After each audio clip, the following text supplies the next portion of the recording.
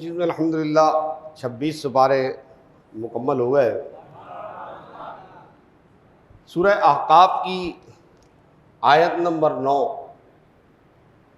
اس آیت کریمہ میں عقیدے کا مسئلہ بیان کیا گیا ہے۔ اس پر بات کرنے سے پہلے میں ضروری سمجھتا ہوں کہ یہ بات آپ کو پھر دوبارہ یاد دلا دوں کہ قرآن مجید کی جو صورتیں ہیں وہ دو قسم کی ہیں، مکی اور مدنی۔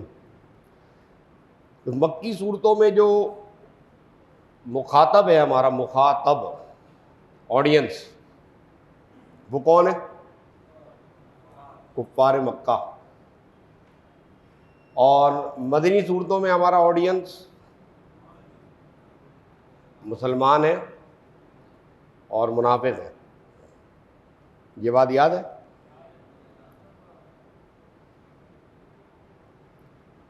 اب سورہ احقاف جو ہے وہ مکی صورت ہے۔ کفار مکہ آئے دن عجیب عجیب ڈیمانڈ لے کر آ رہے ہیں جناب رسول پاک صلی اللہ علیہ وسلم کے پاس۔ کوئی کہہ رہا ہے یہ میرا ریت کا جو ریگستان ہے نا، اس کو آپ ریگستان کو نخلستان بنا دیں۔ کوئی کہہ رہا ہے اس کے اندر کھجوروں کے درخت اگا دیں۔ کوئی کہہ رہا ہے کہ آپ ایسا کریں کہ جناب اس میں نا نہریں جاری کر دیں۔ جب اس میں نہریں جاری کر دیں گے، دریا جاری کر دیں گے نا، پھر ہم آپ کو رسول مانیں گے۔ تو اس قسم کی بیہودہ قسم کی ڈیمانڈیں لوگ کر رہے تھے، تو اللہ تبارک و تعالیٰ نے اپنے محبوب سے فرمایا قل۔ یہ قل کا فلسفہ یہ ہے کہ خالق کائنات اپنے حبیب سے فرما رہا ہے محبوب آپ ان سے کہیے۔ ایک تو یہ کہ رسول پاک صلی اللہ علیہ وسلم خود کوئی بات ارشاد فرماتے ہیں، یہاں تو حضور سے کہلوایا جا رہا ہے محبوب آپ کہیے۔ یہ جو بیہودہ قسم کی ڈیمانڈیں کر رہے ہیں، یہ منافق جو ہوتا ہے، منافق کون ہوتا ہے؟ اس کی ان کی دم تھوڑی نکلی ہوتی ہے۔ ایسا تھوڑی کہ منافق کو آپ پہچان لیں گے اس کے ان کی دم نکلی ہوئی ہے، اس کے دو سینگ نکلے۔ منافق اپنی باڈی لینگویج سے اور اپنی حرکتوں سے پہچانا جاتا ہے۔ اگر آپ کہیں کہ جناب تو منافق ہے، سامنے والا بولے تیرے پاس کیا دلیل ہے؟ دلیل یہ ہے کہ تیری حرکتیں ایسی ہیں کہ تو منافق ہے، تو نفاق والا ہے، تو نفاق پہ مرے گا۔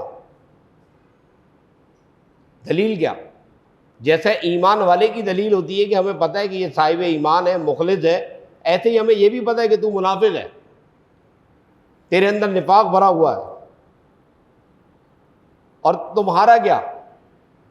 جناب رسول پاک صلی اللہ علیہ وسلم نے اپنے صحابہ سے ارشاد فرمایا کہ یہ منافق نمازیں ایسی پڑھیں گے، عبادت ایسی کریں گے، آپ دیکھیں گے کہ آپ کے معاشرے کے اندر اس قسم کے نفاق پھیلانے والے منافقین جو فساد پھیلاتے ہیں، وہ آپ کو انتہائی متقی، پرہیزگار، نیکوکار، ہر وقت آپ کو تسبیح و تحلیل والے نظر آئیں گے ظاہری طور پہ۔ باطنی طور پر تو وہ بند کمرے میں کیا کر رہے ہوتے ہیں وہ اللہ بھی جانتا ہے، اس کا حبیب بھی جانتا ہے۔ یہ زیادہ شو بازی کرتے ہیں نا، یہ شو بازی بتا دی ہے کہ یہ منافق ہے۔ تو رسول پاک صلی اللہ تعالیٰ علیہ وآلہ وسلم کے پاس یہ بیہودہ قسم کی ڈیمانڈیں لے کے آ رہے ہیں، تو very first point you keep in your mind that Almighty Allah subhanahu wa ta'ala commanded to his prophet sallallahu alayhi wa sallam, O prophet, say them، اے میرے محبوب ان سے کہیے یہ جو تم بیہودہ قسم کی ڈیمانڈیں لے کر آ رہے ہو کہ یہ کر دو اور وہ کر دو، میں تمہارا ملازم ہوں؟ میں کیا یہاں نہریں لگانے آیا ہوں؟ میں یہاں کیا نخلستان بنانے آیا ہوں؟ میں یہاں تمہارے لیے باغات اگانے آیا ہوں؟ میں اللہ کا نبی ہوں بھائی۔ اے حبیب آپ انہیں بتائیں میں اللہ کا نبی ہوں، اور پھر آپ انہیں واضح کریں کہ ما کنت بدعا من الرسل، میں کوئی نیا رسول تو نہیں ہوں، مجھ سے پہلے موسیٰ آئے، عیسیٰ آئے، دیگر انبیاء کرام تشریف لے کر آئے، تو میں کوئی بدعا، یہ لفظ بدعا کی وجہ سے میں نے اس کو موضوع بحث بنایا ہے، کیونکہ دیوبندی، وہابی، اہل حدیث، چکڑالوی، پرویزی، پلمبر، غامدی، یہ سارے منافقین کے رؤساء، خبثاء، زعماء، یہ اس آیت کو موضوع سخن بنا کر کے چیمپئن بنتے۔ اس آیت کی غلط تشریح کرتے ہیں، اور غلط تشریح کرنے کے بعد ایسی جگہ جا کے چھپ کے بیٹھ جاتے ہیں کہ ان تک پہنچ نہ سکے کوئی۔ ان کی اتنی ہمت نہیں ہے کہ یہاں پبلک میں بیٹھ کر ایسی باتیں کریں، ورنہ پبلک اتنے جوتے مارے کہ زندگی میں دوبارہ بات کرنا بھول جائیں گے۔ بدعہ یعنی جدید اور نیا، تو رسول پاک صلی اللہ علیہ وسلم سے کہلوایا جا رہا ہے، اے حبیب آپ بتائیے کہ آپ کوئی نئے رسول نہیں ہیں، آپ سے پہلے انبیاء اور رسولوں کی ایک پوری چین موجود ہے۔ پھر آپ سے یہ کہلوایا جا رہا ہے کہ وما ادری ما یفعل بی ولا بکم۔ بھابی تو اس آیت کو بہت ممبر پہ اچھل کے منہ سے جھاگ نکال کے پڑھتے، دیکھو دیکھو یہ لکھا ہوا ہے رسول اللہ کہہ رہے ہیں۔ میں نے بولا مولوی صاحب پہلے تو یہ تب اپنی غلطی درست کر لے کہ رسول اللہ نہیں کہہ رہے، رسول سے کہلوایا جا رہا ہے قل، آپ کہیے ما ادری ما یفعل بی ولا بکم، میں یہ نہیں جانتا کہ میرے ساتھ کیا ہوگا اور تمہارے ساتھ کیا ہوگا۔ تو اب اس آیت میں مفسرین نے، اب یہ 1400 سال کے اندر اتنے سارے مفسرین آ گئے، امام ابو بکر جساس آ گئے، علامہ محمود آلوسی البغدادی آ گئے، وغیرہ وغیرہ وغیرہ، اتنے سارے مفسرین ہیں، سب کو اٹھا کے لپیٹ کے اب سمندر میں پھینک دو، اور غامدی جو بکواس کر رہا ہے اس کی بکواس سن لو، یا مرزا پلمبر جو بکواس کرتا رہتا ہے کہ تمہارے بابے کدھر ہے، بابوں کا دین لے کر بیٹھا ہوا ہے۔ میں کہتا ہوں مرزا پلمبر سے تو اللہ سے کیوں نہیں کرواتا کہ اللہ آ کے کام کرے نا، اللہ کیوں نہیں کر رہا؟ اس کی حکمت بالغہ ہے۔ اگر فلسطین میں مسلمانوں کو شہید کیا جا رہا ہے تو کیا اللہ تعالیٰ سو رہا ہے؟ اللہ تعالیٰ کو نظر نہیں آ رہا؟ یہ حرم کے امام جو اتنا چیخ کے رو کے دعائیں کر رہے ہیں، ان حرم کے اماموں کی کوئی دعا قبول نہیں ہو رہی۔ 20 سال ہو گئے، 30 سال ہو گئے، حرم میں ابھی بھی یہ آخری 10 دن چل رہے ہیں، وہ حرم کا امام چیخ کے رو کے دھاڑے مار کے ایک گھنٹہ قنوت نازلہ پڑھ رہا ہے۔ کیا قنوت نازلہ کا کیا اثر ہو رہا ہے؟ 20 سال چھوڑے، گزشتہ 10 سال سے وہ پڑھ رہا ہے۔ آدھا پاکستان وہاں پہنچا ہوا ہے، 1 کروڑ اس وقت حجاج اکرام حرم کے اندر دعائیں مانگ رہے ہیں۔ میں پوچھتا ہوں یہ حرم کے اندر کعبے کے اندر کھڑے ہو کے دعا مانگنے والے کی دعا قبول کیوں نہیں ہو رہی؟ کیوں اللہ تعالیٰ نہیں دعا قبول کر رہا؟ تو بابے کی بات کر رہا ہے کہ بابا نہیں آیا۔ یہ سارا کا سارا کارخانہ قدرت اس کی حکمت سے چل رہا ہے۔ جب امام عالی مقام امام حسین کو شہید کیا جا رہا تھا تو اس وقت بھی تو کہتے ہیں اللہ تعالیٰ کہاں تھا، کیوں نہیں اللہ تعالیٰ نے مدد کی؟ یہ اس کی حکمت ہے، اس کی قدرت ہے۔ اس کا یہ مطلب نہیں ہے کہ ہم دعا مانگنا چھوڑ دیں یا اللہ تعالیٰ سے رجوع کرنا چھوڑ دیں، یا ہم یہ سمجھیں کہ معاذ اللہ ثم معاذ اللہ العیاذ باللہ خاکم بدہن اللہ تعالیٰ سو رہا ہے، مسلمان مر رہا ہے۔ اس کی حکمت ہے، اس میں بہت ساری باتیں قرآن نے ہمیں بتائی ہیں۔ تو آپ یہ کہیں کہ قرآن یہ کہہ رہا ہے کہ رسول پاک نے کہا، تو رسول پاک نے نہیں کہا، اللہ نے کہلوایا کہ محبوب آپ بتائیں وما ادری۔ ادری کا مطلب ہے میں اپنی طرف سے، اپنے آپ سے، خود سے نہیں جانتا۔ ادری کا مطلب ہے میں خود سے نہیں جانتا کہ میرے ساتھ کیا ہوگا اور تمہارے ساتھ کیا ہوگا۔ ان اتبع الا ما یوحی الی، مگر یہ کہ مجھ پر وحی کی جاتی ہے، میں بذریعہ وحی جانتا ہوں کہ میرے ساتھ کیا ہوگا اور تمہارے ساتھ کیا ہوگا۔ وہ رسول جو صدیق اکبر کو، عمر فاروق کو، عثمان کو، علی کو، عبیدہ بن جرہ کو، سعد بن ابی وقاص کو، طلحہ کو، ربیعہ الاسلمی کو، پتہ نہیں کتنے صحابہ کو کہا کہ تم جنتی ہو، تم جنتی ہو، تم جنتی ہو۔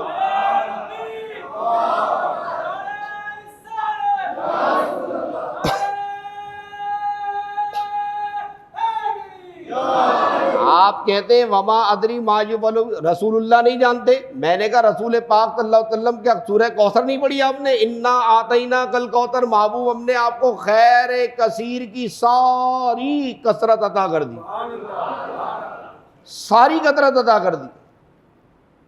آپ نہیں جانتے؟ حضور قرآن مجید فرقان حمید کی یہی ایک آیت تو نہیں ہے جس کے اوپر پورا کا پورا دین کھڑا کر دیں گے؟ قرآن کریم میں ایک اور مقام پہ فرمایا ما کان اللہ لیذر المؤمنین علی ما انتم علیہ حتی یمیز الخبیث من الطیب وما کان اللہ لیطلعکم علی الغیب ولکن اللہ یجتبی من رسلہ من یشاء۔ پیغمبر صاحب، او غامدی صاحب، کبھی اس آیت کے اوپر بھی کوئی ویڈیو ریکارڈنگ کر کے بھیجو نا ہمیں۔ آپ کو کھیلنے کا شوق ہے نا، ویڈیو ریکارڈنگ کھیلیں گے تو کھیلو، ذرا اس آیت کے اوپر ویڈیو ریکارڈنگ کرو، لے کر آؤ کوئی بات، ہم بھی دیکھیں کیا بیان کرتے۔ یہ آیتیں کبھی بیان نہیں کریں گے، کیونکہ ان آیتوں میں اللہ تبارک و تعالیٰ نے واضح طور پر پیارے آقا صلی اللہ علیہ وسلم کی وہ شان بیان کی ہے جو ان کے ابا نہیں مٹا سکتے۔ ایسی شان بیان کی کہ خالق کائنات نے فرمایا محبوب ہم ہر ایرے غیرے نتو خیرے اٹھائی گیرے سڑک چھاپ مولوی کو علم غیب نہیں دیتے، صرف اپنے چنیدہ اور پسندیدہ رسول کو علم غیب سے آگاہ کر دیتے۔ اور پھر اس آیت کے اندر ان اتبعوا الا ما یوحی نے پچھلے والے جو اسٹیٹمنٹ ہے اس کی وضاحت کر دی کہ حضور اس بات کی بات کر رہے ہیں کہ میں خود سے کوئی بات نہیں کر رہا، اپنی جناب سے کوئی بات نہیں کر رہا۔ ایک اور مقام خود سے بات کرنا، خواہش سے بات کرنا۔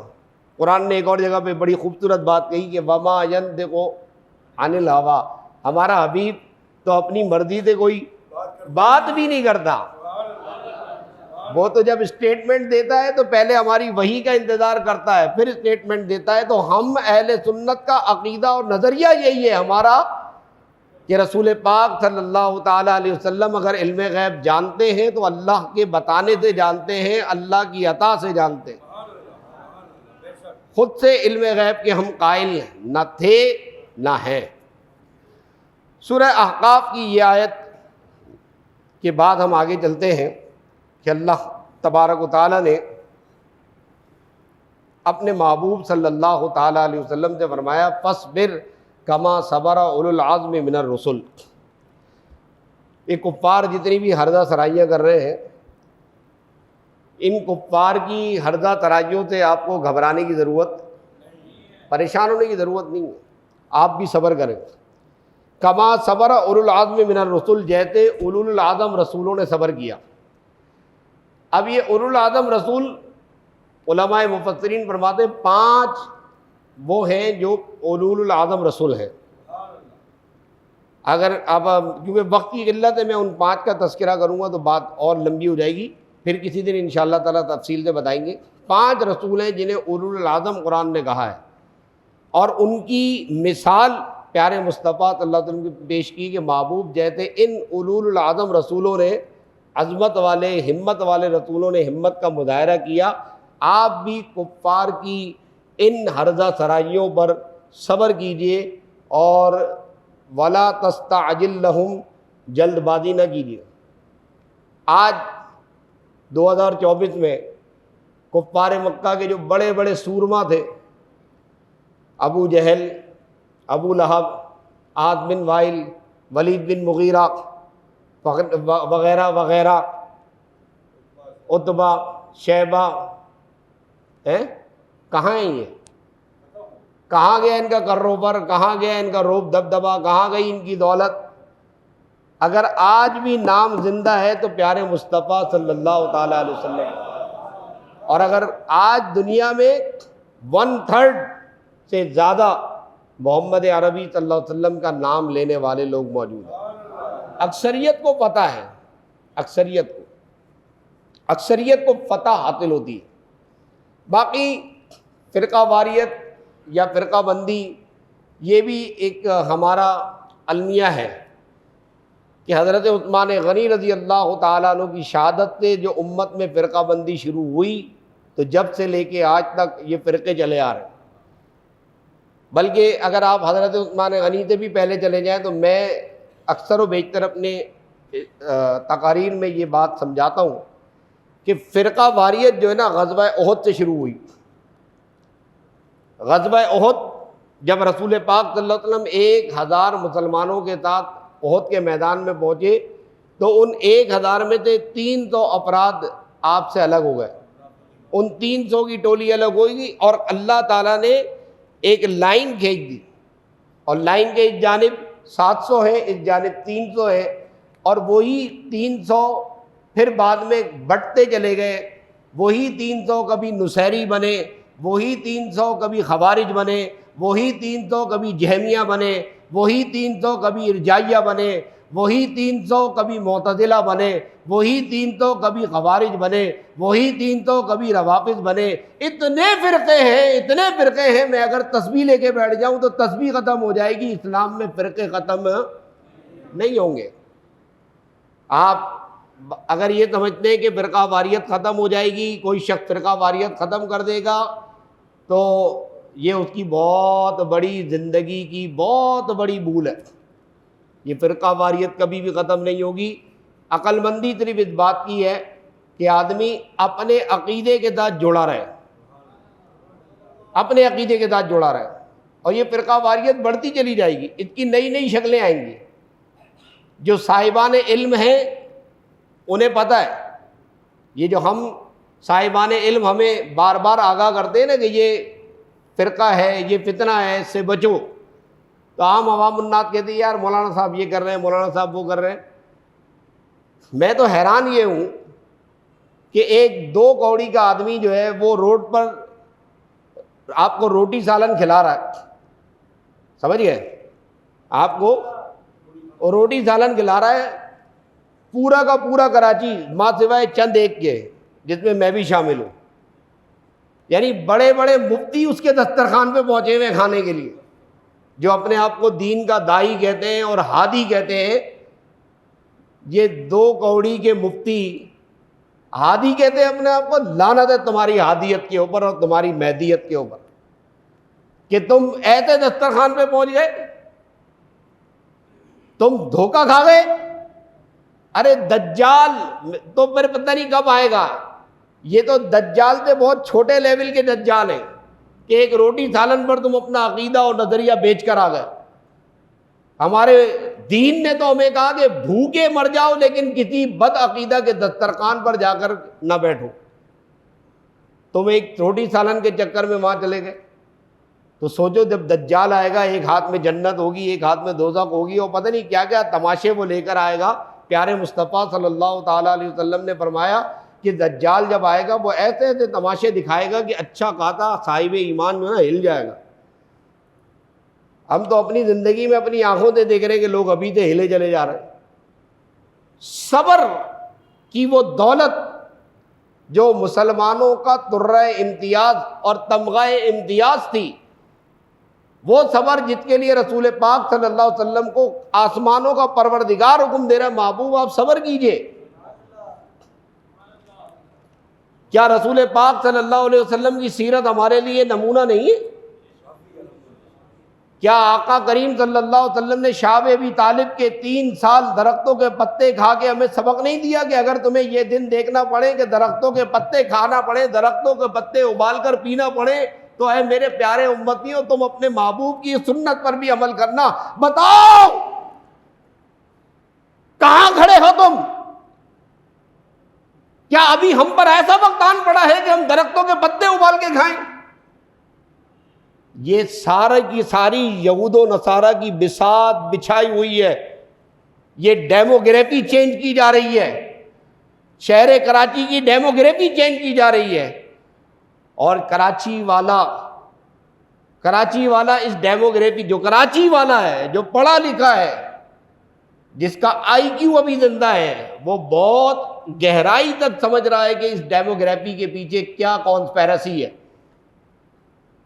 لیکن جب تک قوم کو سمجھ میں آئے گی اس وقت تک پانی بہت آگے نکل جائے گا۔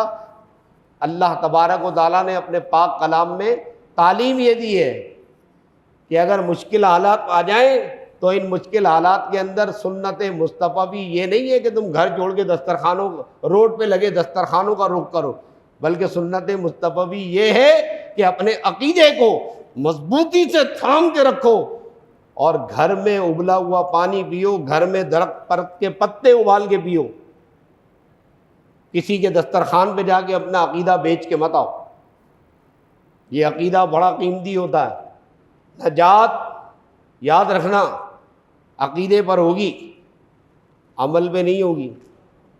ہاں یہ بات لکھ لو اپنے پاس، دنیا کا کوئی بھی عالم دین اس پر میرے سے مناظرہ کر سکتا ہے، میں کروں گا، اس کو بتاؤں قرآن کی اتنی آیتیں پیش کروں گا، نص سے قرآنی سے ثابت کروں گا کہ عمل کی اتنی زیادہ امپورٹنٹ نہیں ہے جتنی امپورٹنس عقیدے کی ہے۔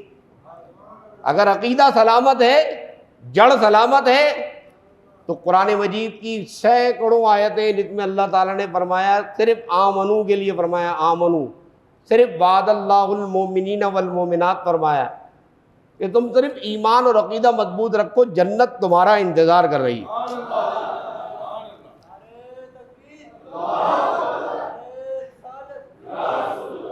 جنت، اس جنت کی مثال بھی بیان کر دی، مثل الجنت التی وعد المتقون، وہ جو پرہیزگاروں کے لیے جنت تیار کی ہے نا، اس کی مثال کیا ہے؟ اس کی مثال یہ بیان کی کہ فیہا انہار من ماء غیر آسن، اس کے اندر ایسی نہریں ہیں کہ جن کا پانی جو ہے نا کبھی سڑتا نہیں ہے، ایسا۔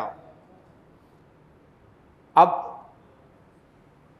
پانی آپ ویسے رکھیں خراب ہو جائے گا، اور آب زمزم 1970 کا میرے ابا لے کر آئے تھے، وہ ابھی تک ایسے ہی رکھا ہوا بوتل،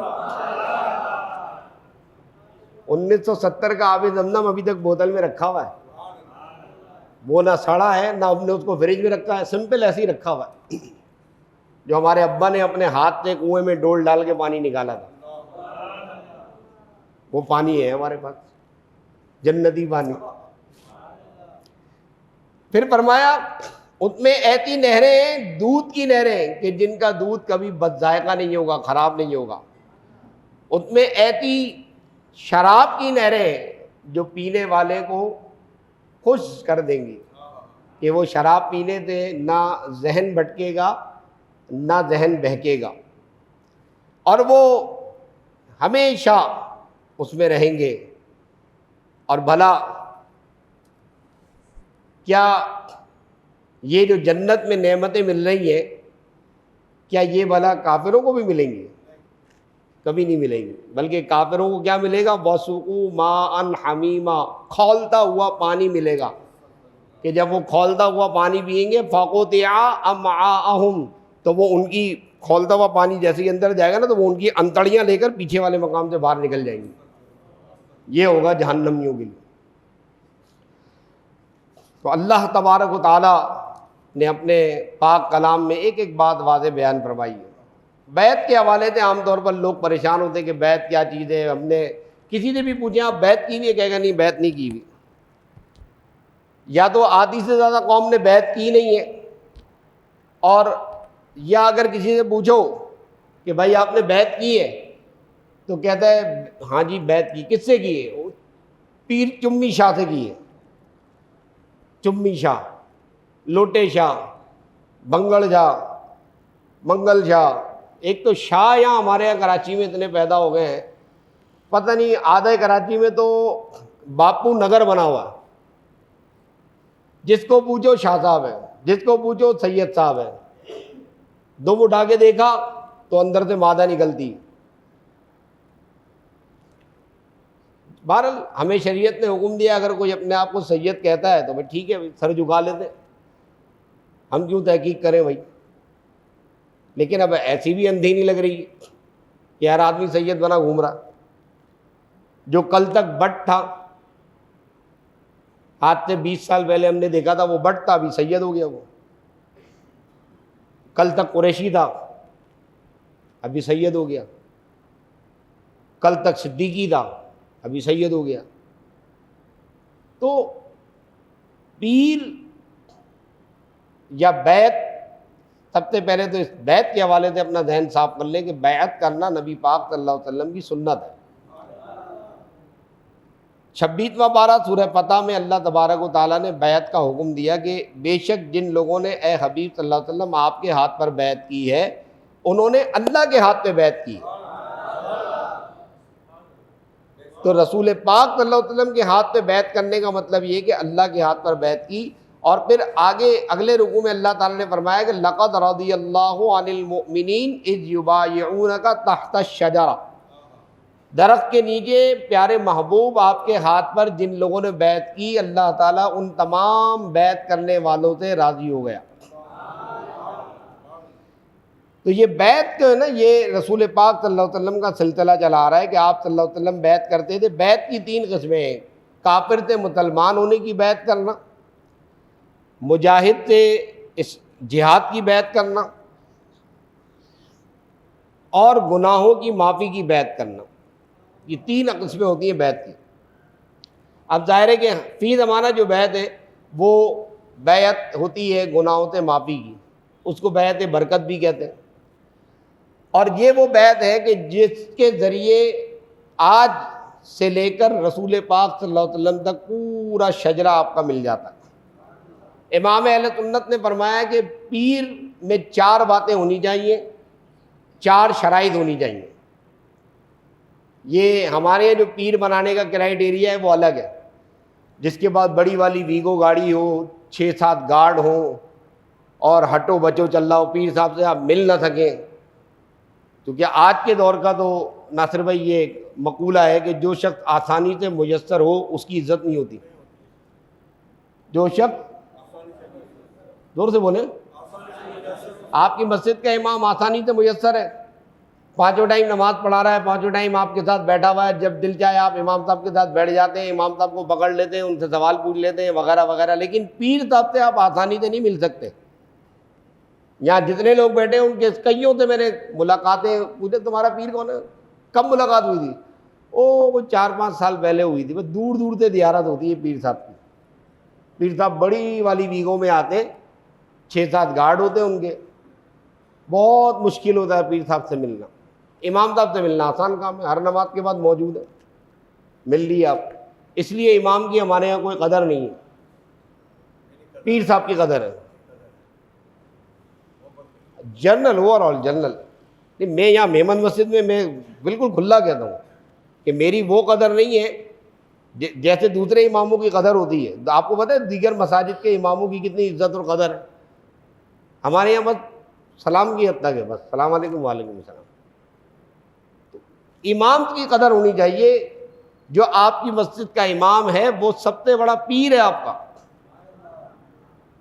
5 ٹائم کی نمازیں پڑھا رہا ہے، دین کے مسائل سکھا رہا ہے، قرآن مجید پڑھا رہا ہے، آپ کو ہر وقت اویلیبل ہے، آپ کی دینی مشکلات کو سالو کر رہا ہے، آپ کے لیے دعائیں کر رہا ہے، آپ کے لیے جنازے پڑھا رہا ہے، آپ کے بچوں کے نکاح پڑھا رہا ہے. اور کیا کرے پیر صاحب؟ کیا کر رہا ہے آپ کا پیر؟ کیا کر رہا ہے؟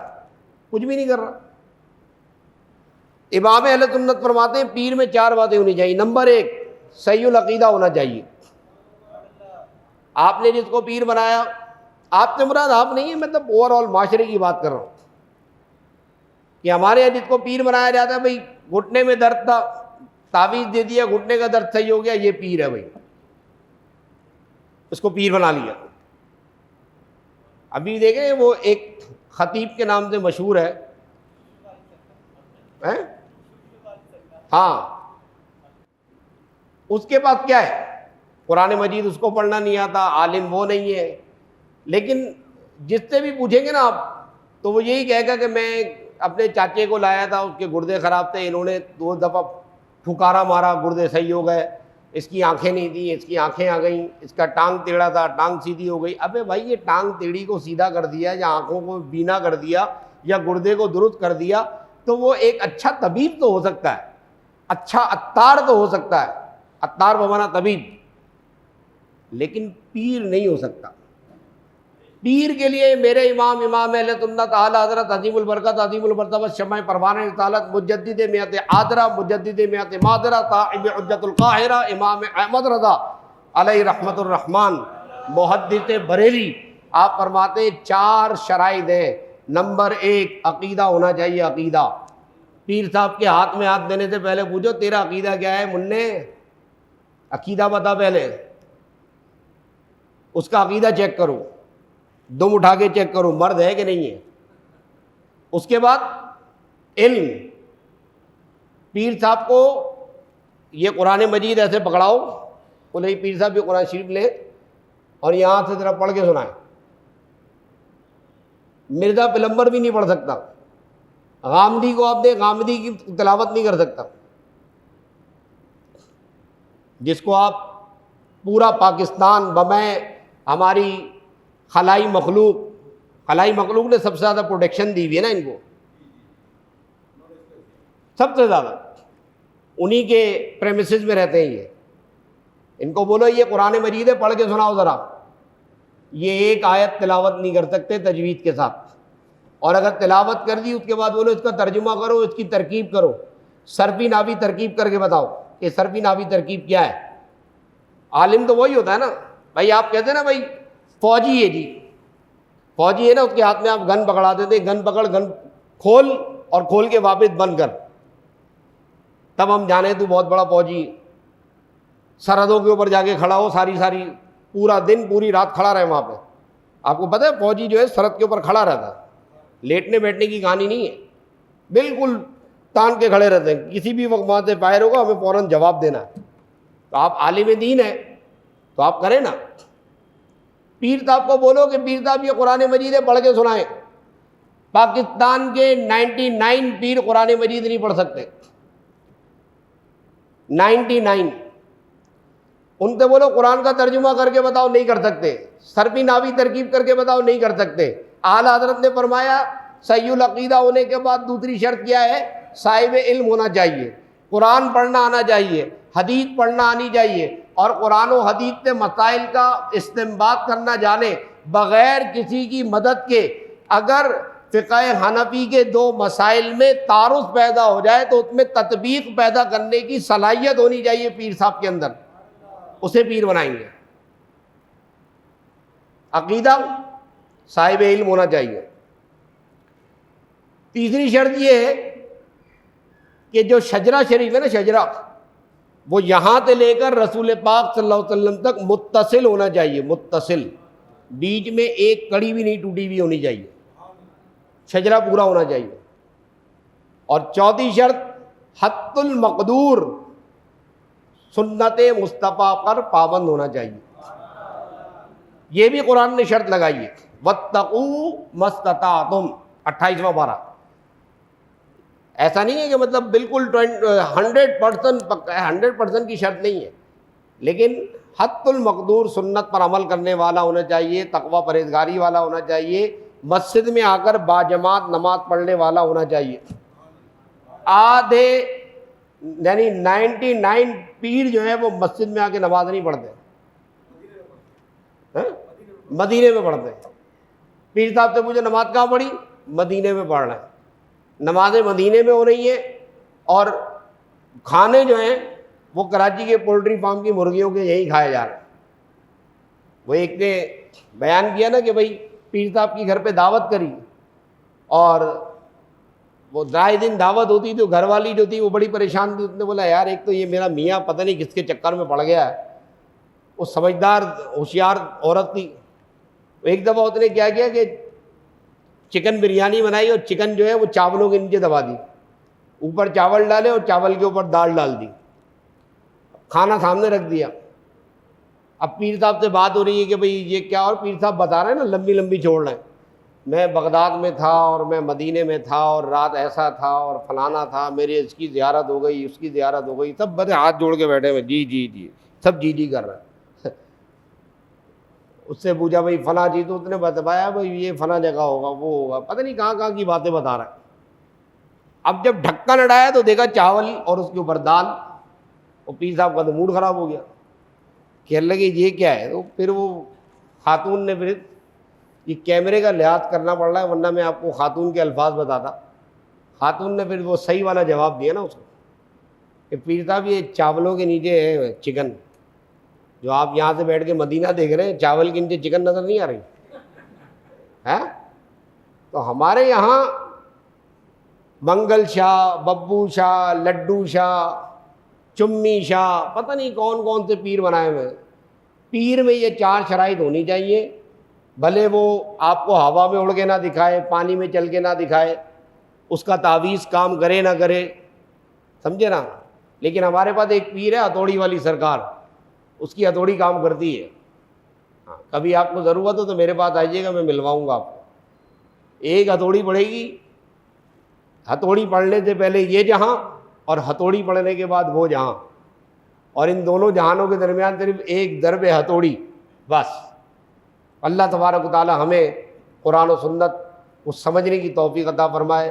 وآخر دعوانا ان الحمد للہ رب العالمین.